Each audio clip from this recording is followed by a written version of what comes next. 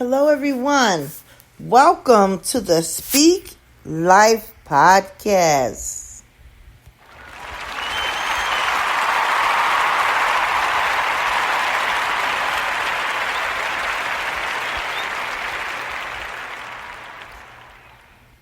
I am so glad you can join us today. Today we want to talk about self-care. Now, I know there's still a lot going on. A lot of the states have slowed down the rules of the quarantine and the stay-at-home orders for COVID-19. Their expectation is that we just run out and become normal human beings again, spend money, hang out in the stores and eat out. But there is no normal for some people. They can't pay their bills, so they're not going to be able to go out and eat. So I don't think they looked at this thing positively. You know, they're here in the state of Arizona. They are reopening beauty salons and barbershops. And I wouldn't have such a problem with this if, and I'm just going to say this, if it wasn't kind of like bait for African Americans and minorities, because, you know, we all take pride in the way we look. And, you know, of course, the weaves need to be done, the nails, everything needs to be done because we're looking kind of rough. But at the same time, I just pray that the precautions have been put in place for people to really take this seriously, because I've been out the last couple of days having to make a store run here and there, and I see people walking around without their masks, hanging out as if nothing is going on. And if you choose to live your life that way, that's perfectly fine with me. However, because I am in a risk category, I am going to take care of myself, because from looking at the news and judging things that are going on, it's every man for himself. With the help of God and his angels hovering around us, it's every man for himself. Every man, woman for himself, because they are not caring that this thing has run rampant. Even though we see the sunshine outside and it's nice and all of those good things, there is still a pandemic going on. There are still people who are getting sick. There are still people who are dying. There are tons of bodies that can't even be disposed of in certain places in the United States. So if you think everybody's going to go back out and just start buying stuff. Now, in some places, some people are. And I believe that the issue is that people haven't had to suffer. And maybe their families haven't been affected by this, or friends, but their coping mechanism is to spend money. Now, they know that we're going to spend the money, okay, in our communities. Let's just say that. But we need to just take a moment and have some self-care tips. A friend of mine who is and I really want to get him on the show, but I'm not going to have him say his name. He is a first-hand paramedic, first responder. And he said the other day that these people are not taking this very seriously. He said that people are going into places, they don't have masks on, they're touching things, they're just not serious.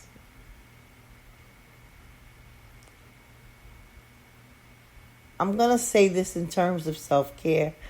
If you care about yourself, if you care about your family, people that you come in contact with, if you care even about your children, because children have been affected by this. If you care, please take care of yourself by at least wearing a mask. You can still walk around with no symptoms and be a carrier. I don't know if anyone's read anything about the virus being airborne. It can stay on certain surfaces for a long amount of time. It can travel around for a long period of time. And it can stay in the air for at least a few hours. So this is one of the reasons why you would wear a mask and take care of yourself. And if you don't care about yourself, shame on you. Then you should care about other people. I understand people have to get back to work. And, and to tell you quite honestly, if people are going to take the necessary precautions to do so, I know one thing I read that was very interesting. Our governor said, salons and people can get back, but they have to have a foolproof plan for their customers, have appointments and things like that. If your beautician has on full gear and you want to take the chance to go in, everything's been washed and, things like that. If it's going to operate like that, fine. And then he's even opened up restaurants. They can only have 10 people in there at a time. Now, the problem with that is they're talking about making money. How much money can you make with 10 people in the restaurant at one time? I'm just saying. So, for those who don't practice social distancing, you're not taking care of yourself, and you're not caring about humanity. And there's still people who are saying that this is a joke and things like that. But I'm seeing dead bodies that can't be buried. One of the celebrities, Bill Bellamy, comedian, said that his aunt, he couldn't even get a funeral director to go pick up his aunt from the hospital so that she could be buried. That's how backed up they were. Not only are they backed up, but they're overcharging people just for cremation. Cremation used to cost a couple of $1,000. Now, some of the funeral parlors have took advantage of that. Before you decide to go out and do all these wonderful things unprotected, take a look at the people who have died. Look at the statistics. Look at the situation. I saw a couple of comments from people on Facebook who are part of this back to work movement. And they said they did their research and Some hospitals in some areas in Arizona had to send nurses home because they didn't need them. They downsized because people weren't coming to the emergency room. And I think in some cases they were like rural areas of Arizona.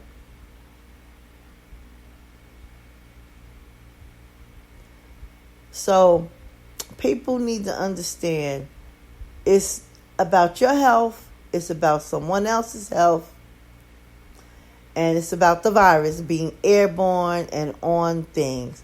Because some people haven't gotten tested.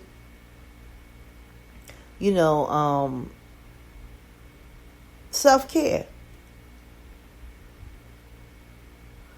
Some people are at home and they're paranoid because when they get a sore throat or a headache, and they don't want to go out. You have whole nursing homes that have been affected by this situation. People at the prison are afraid that they're affected by the situation. Their loved ones are concerned.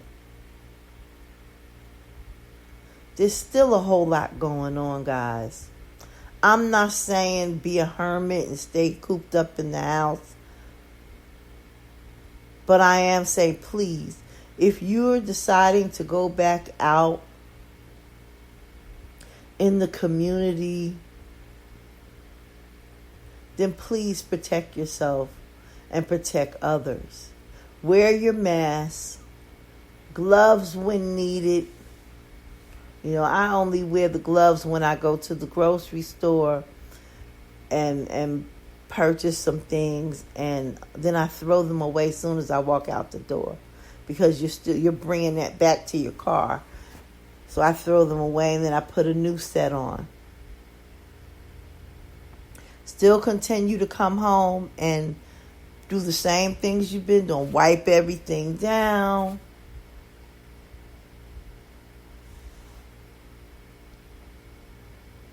Wipe everything down and put your clothes in a wash machine and wear your mask.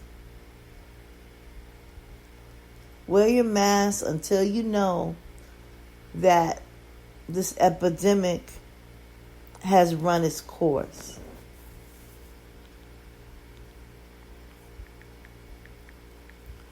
And you have to practice the self-care because the government's not doing it for you. Frankly, the government, to me, does not know what they are doing. That's just what I see. I see people who don't know what they're doing.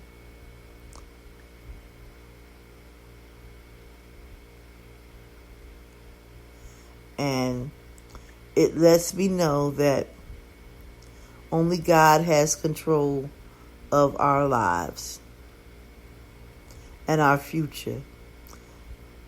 But as I heard Bishop Jake say the other day, that he gives us wisdom. God gives us wisdom. And we need to use the wisdom if we want to stay here and see our children grow up, our grandchildren grow up. If we don't have any children, great-grandchildren, if we don't have any children, our nieces, our nephews, or our friends' children, godchildren, whatever. If you want to stay and see things grow and get better, then you need to practice the self-care. Continue to practice the social distancing until you see the numbers go down. Until the hospitals aren't backing down from their policies yet. Even if they're downsizing, they're not backing down from their policies. They're still in a preparation mode. I also advise you to do some homework on herbs and vitamins and everything.